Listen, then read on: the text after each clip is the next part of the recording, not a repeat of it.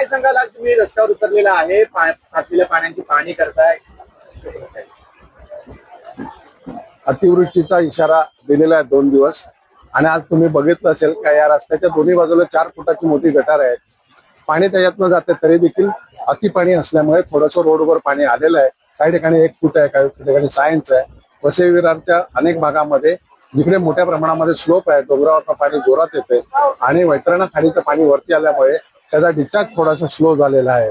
त्यामुळे नागरिकांना आम्ही आवाहन केलेलं आहे का शक्यतो घराच्या बाहेर पडू नका आणि काही इमर्जन्सी काम असेल तर निश्चित आपत्कालीन व्यवस्थापनाच्या नंबरवर संपर्क साधा. आमचे आयुक्त असतील, उपमहापौर असतील, आमचे स्थायी समिती सभापती असतील, विरोधी पक्षनेते असतील, सभागृह नेते असतील किंवा सर्वच नगरसेवक हे जैविक विभागामध्ये आता कामाला लागलेले आहेत. कालपासून दिवस रात्र चालू आहे का नागरिकांच्या अनेक ठिकाणी समस्या आहेत. जे सखल भाग आहेत त्या ठिकाणी पाणी साठलेलं आहे तर ते काढण्याचा प्रयत्न चालू आहेत आणि ज्या विभागामध्ये ट्रॅफिक करायचं त्या ठिकाणी देखील वाहनांची सोय करणं सुरू आहे.